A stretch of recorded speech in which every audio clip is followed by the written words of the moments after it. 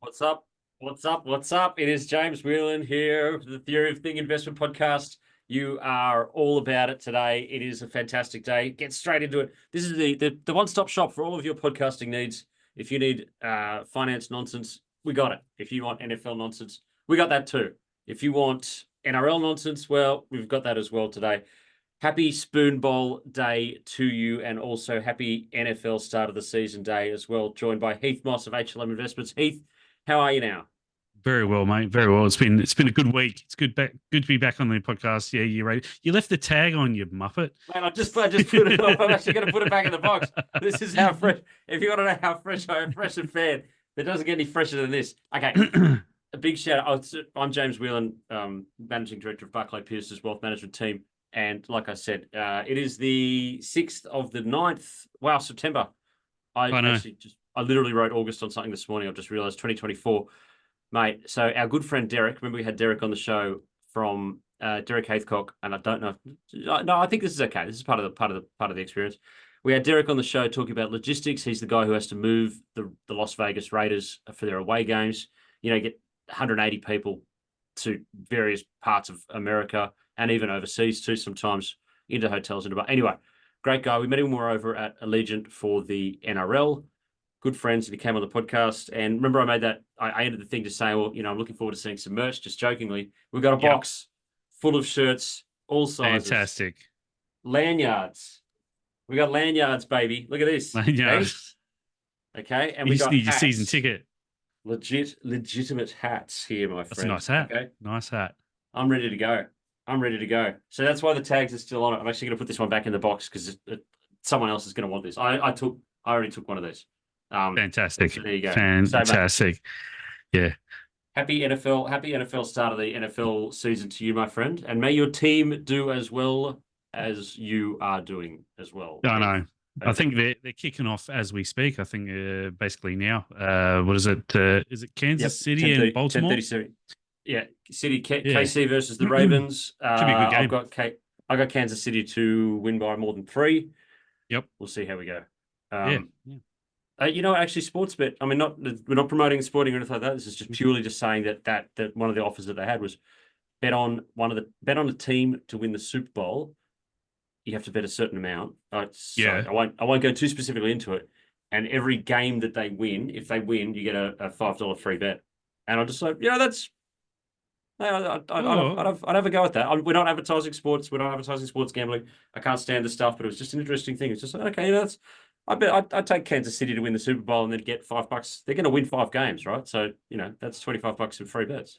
Yeah, I'm going to put that on the 49ers, and they won 12 last year. I dare say we win another 12 this year, and $60 of free bets in your pocket. Heath, are you equipped? Are you equipped with the? Mate, I finally went and got it. Wakey, the berry flavor you sent me, fantastic. I got to drop it in the glass, and I'll have a. We're going to drop it drink of it on 3 or after 3.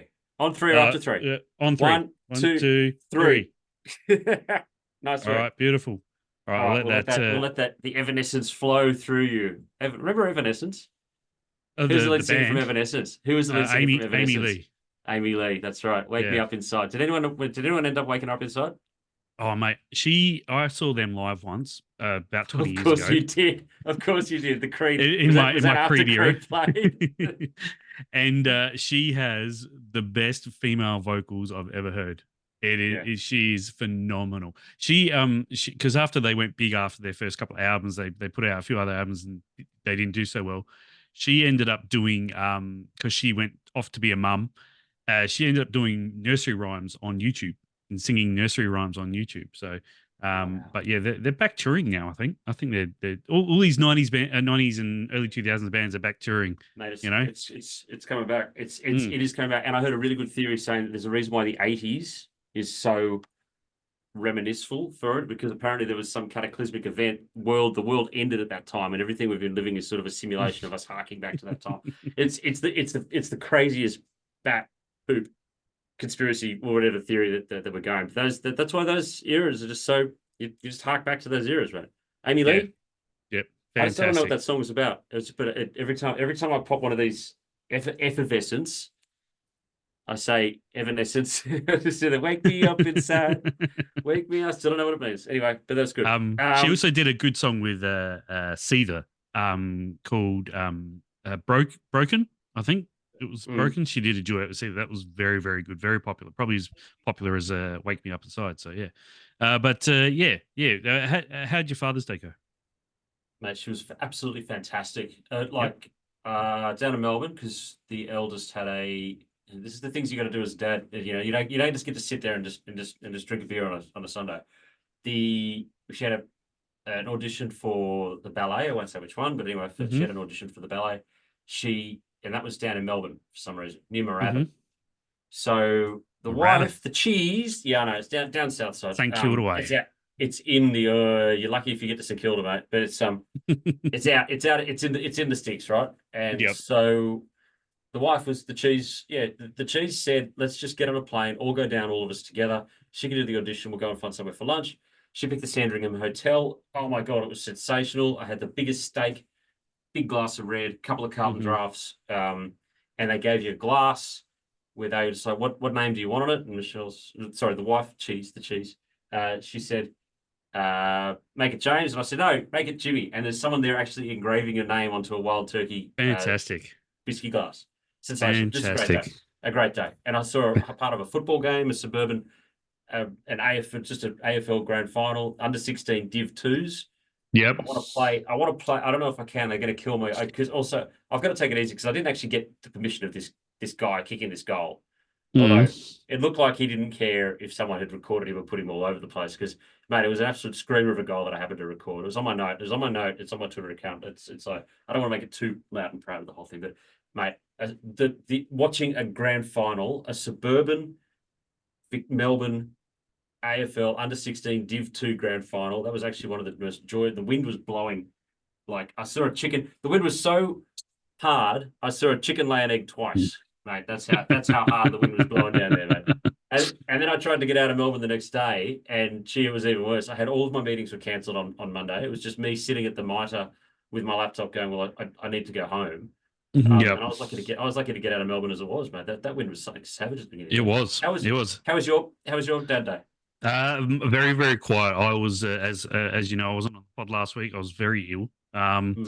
And I was just recovering on the weekend because it took so much out of me. And we just stayed home. We had a lazy one, got gifts like chocolate and pajamas and that from the kids. Got a couple of new little board games to play with them. So we were playing board games most of the afternoon. So yeah, it was very enjoyable though, because normally we're running around the place seeing my dad and other dads and stuff like that. But it was good just to be able to sit home and relax and just enjoy the company of my wife and kids. So yeah, it was great. Well done. Couldn't have asked for more. What sort of glass are you using there? I mean, Dad's everywhere, and a happy Father's Day, belated Father's Day. I did call him obviously today, and I sent the old man, Peter. Everyone knows Peter Whelan, pretty famous dude around Twitter circles. Controversial, not really. Anyway, Dad, my hero. I sent him a book about it was a Bob Dylan. He was breaking down some Bob Dylan songs.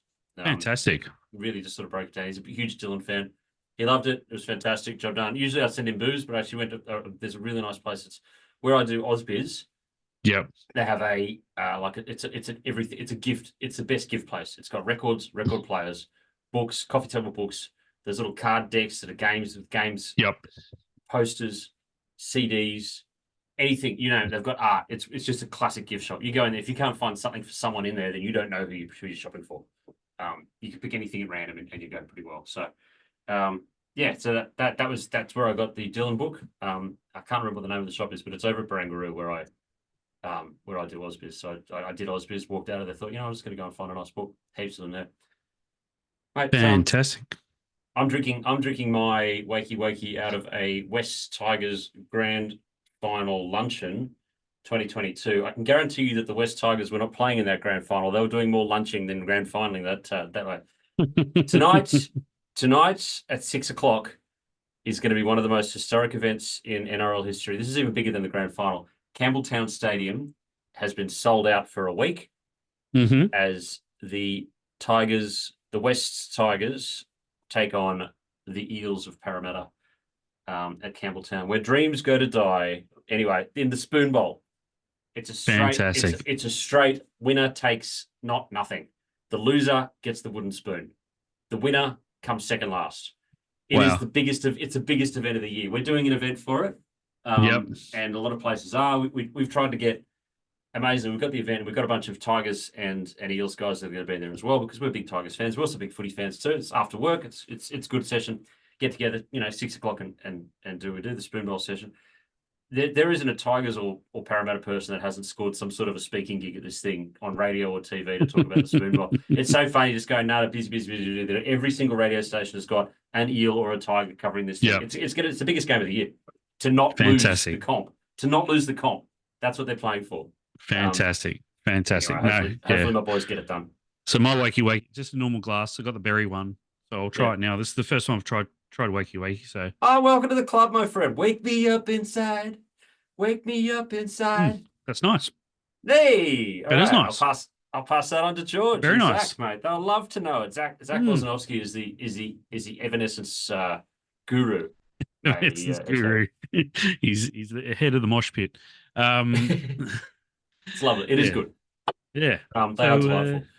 Do you know? And I've actually been told. So we're shooting the breeze. I'm just like, wait, can I talk about that on the podcast? And I've had that the heads of Wellnex told me that I can say it, the gel caps, the wakey gel caps, and not in the Evanescence form, have actually been selling above.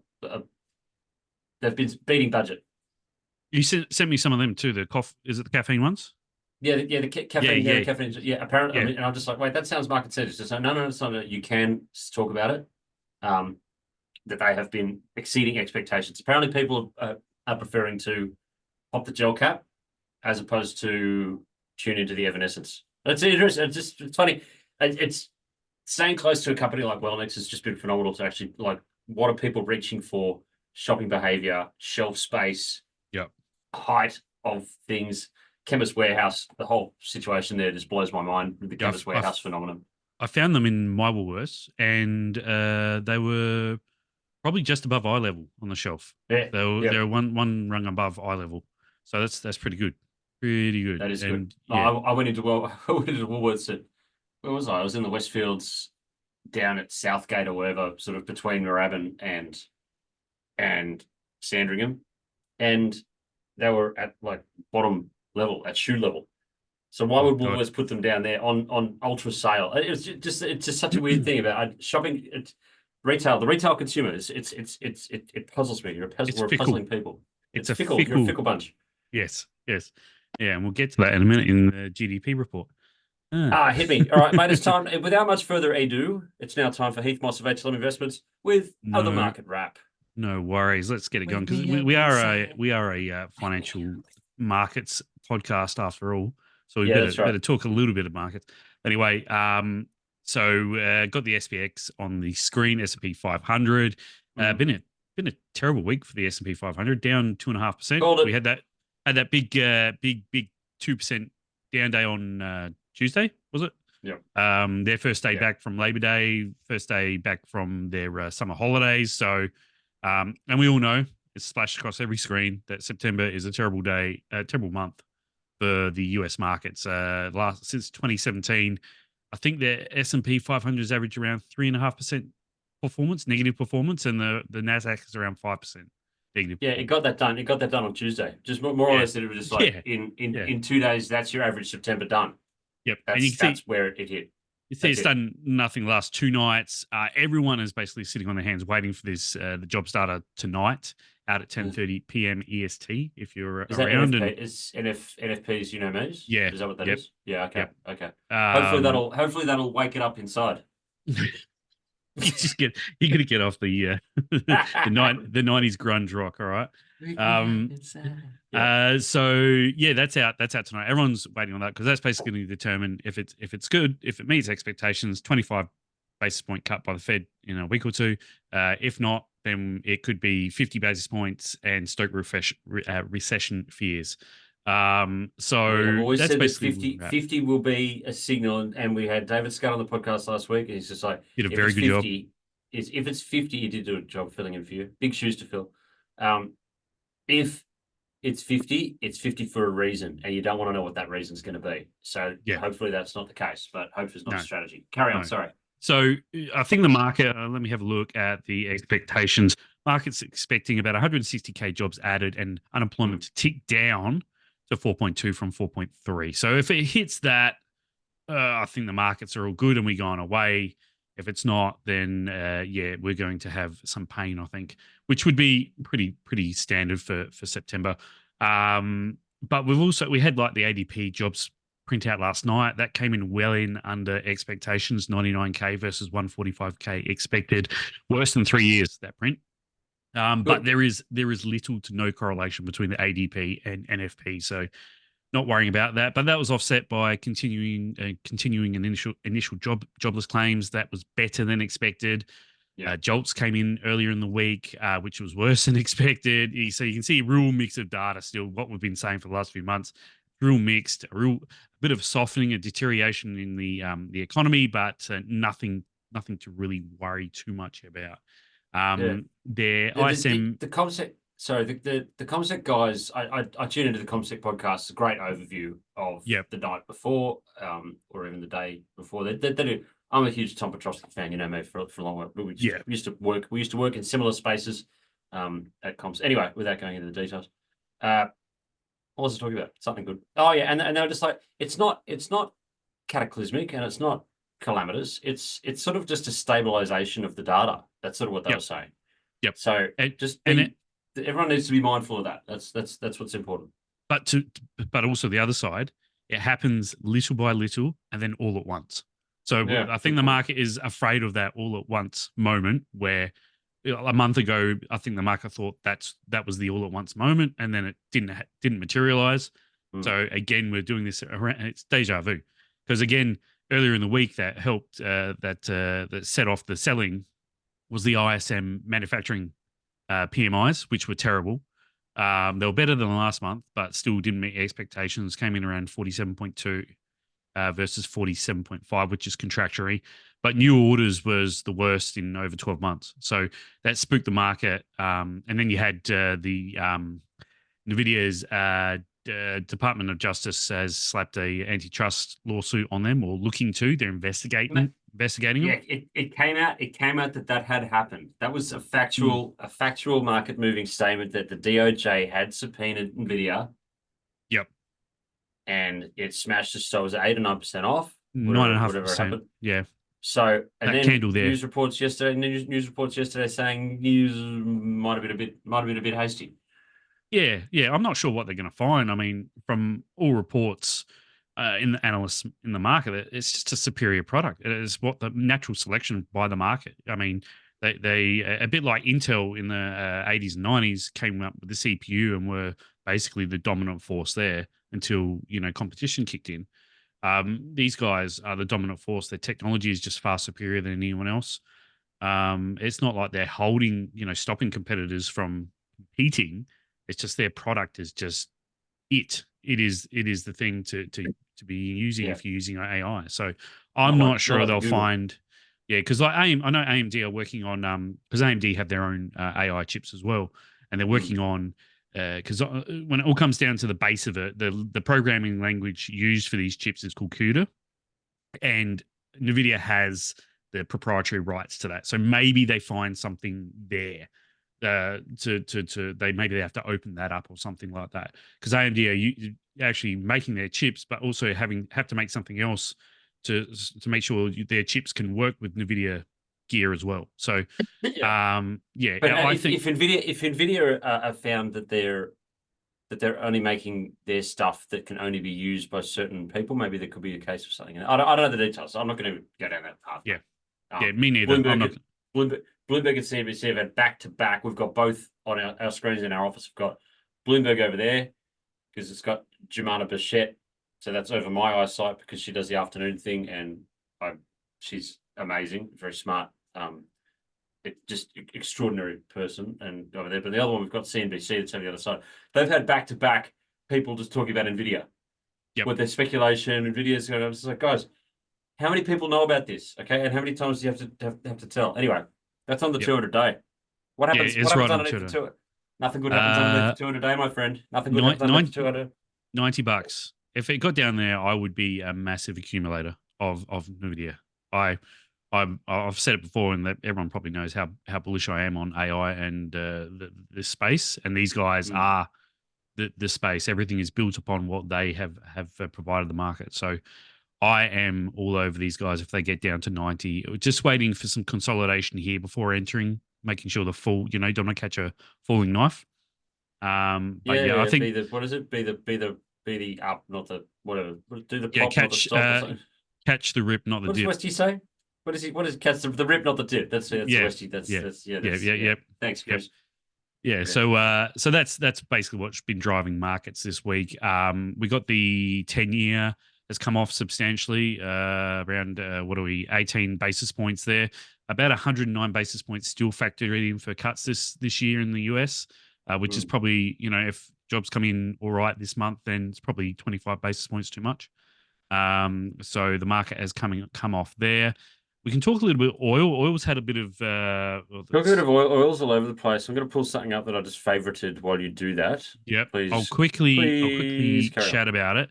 So oil, we had oil recover a little bit about a week ago on the back of Libya halting production. So obviously that's a bullishness for oil because it restricts supply. Then OPEC came out and said, "Hey, we're going to increase production in 2 months anyway," and that basically offset everything that Libya was going to happen in Libya. And then all these global PMIs and the China situation came Hang in on. over the last week, and there seems to be a bit of a slowdown globally in the global economy, and that saw oil tank like it has. That's what's happened in my view. And even though, like last night, we got a really good inventories number for oil in the US. I think it was almost negative 7 million barrels when Can you see versus that? no, Yeah. I can't. I have to stop sharing. I'll stop sharing and then you can share. Can you share? I've There we go. There we go. I can see it now. well, look, this is going back on something. Congratulations, guys. It's been eight. So you can see that Yeah, are we uninverted? Are we? we have uninverted. The 210 is now not inverterized anymore. Fantastic. Congratulations. Well done. We Hang did on, it. there was the comment with it. It's been 790 days. 790 It's days, eh? 790 days. The longest yield curve inversion in history, which started in 2022. We are now no longer inverted, or at least for now. What does Fantastic. it mean? It means, hey, oh yeah, back to you. Thanks, mate. Still on the screenshot. Mate, someone woke it up inside. Someone's woken the 210s up inside. Anyway, get on this. So the steepeners were the way to go. Obviously, the whole thing, the whole 210s. It's recessionary, predictor, recessionary. It's been inverted for 790 days or whatever. What did I Yep. say? 290? 790. 790. Yeah. The longest stretch ever. Where's Yeah. the recession? Yeah. Where's the recession, Lebowski? Yeah. I don't think we're going to get one. I Says think you. yeah. But anyway, I don't think I'll we'll cover a either. bit of the Aussie market because we finished our reporting season last week. Just to extend that out a little bit more. It was better than expected. Overall earnings came off around 4.4%, which is about 1% better than expected. Tech and healthcare. Oh, actually, we actually had a net beat of around 3%. 3% companies net beat their earnings expectations. But now that is down from around 7% in the February season and 12% last year. So less companies beat than the last two seasons, but we're still beating, which is good news. And also on the forecast front, around 23% of companies who reported downgraded their forecast. So that's slightly higher than the average, but August is also peak downgrading season. So we shouldn't get too many more from here. And overall, it was a fairly buoyant, not buoyant, but better than expected season. IT and healthcare probably did the best in terms of beats. Resources and energy were probably the worst. As expected, banks were mid-range, and actually, industrials saw the best growth. Industrials saw 9% of earnings growth this time around for the last year. So that's pretty good. that was good. That's about what the US has done across the board, isn't it? That 9% Exactly. I mean, you'd almost say there's a global theme here, wouldn't you? You know, it's almost like there's a bit of correlation there. But tell that to my non-existent offset account, pal. Two economies out here. Anyway, someone's got to wake that thing up inside. That's for sure. Oh, Jesus Christ. Sorry, not to Come on, let's wrap it up. Let's wrap. We're going over time. What do you got? Right. Yeah, we were down. I'm just going to start playing Evanescence in the background. Down about 1.5% for the week on the XJO. But yeah, looking good. Apart from that, gold's holding up very well. Up about 1% for the week. And I think that's all I got. I'm done. That's it. That's it for the week. Okay. We're just waiting on those jobs numbers. Big week next week if they come in soft. I still think gold is a buy. Copper is sick, something, and which means if everyone starts to diss copper, I can't feel my right leg.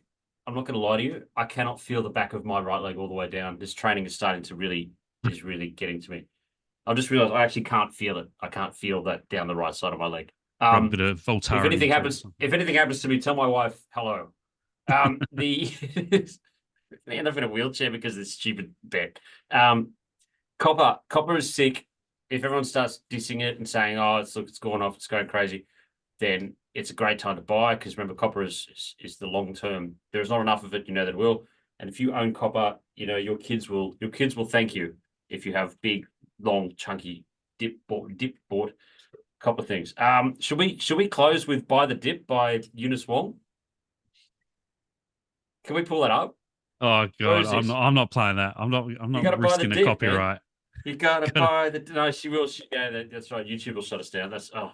Yeah, they will. Yeah, they do that, don't they? We've had that happen to us before. Eunice Wong has released a song. Anyone who knows Eunice Wong, she's a crypto spruiker. Yeah. Now ex-girlfriend. Not that someone should be labeled by who they used to go out with, but she used to go out with Sad. That's sad. Sad Tarus, and she's released a song, and she's very popular in crypto circles. She's very popular in the crypto circles. If she says that there is a coin that is going to go in a certain direction, then and when everyone buys that particular coin and it goes in a certain direction, then she's more right than she's wrong. It's a weird. Like I just don't understand how she gets it right so often. We're gonna get sued, aren't we? I'm not touching it. I'm not touching it. Anyway, so she's got a song. It's called "Buy the Dip," and it is an absolute grade A banger. I cannot recommend this song enough. It'll change your world. Get it today. Watch out, Amy Lee. Watch out, Amy Lee. Eunice Wong, aka Unicorn, is climbing the charts. It's a song. I gotta see if we can get it. So anyway, we got to play it later. All right, mate.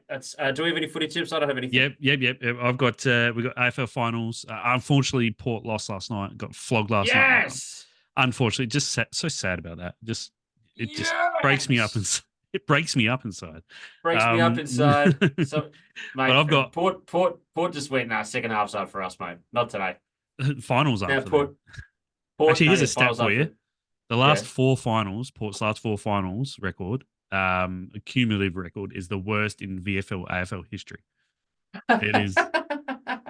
Are they just perennial one and doneers? Is that what happens? They're home and away specialists. That's about it. It would come September, they might as well be joining the Demons in the slopes. So, I've got. You're not going to like this. I got GWS to beat your Swannies at $2.26. Yeah, I take that. Yep. And then I got no problem with that. I think the Swans are flaky at best. Got opening weekend NFL.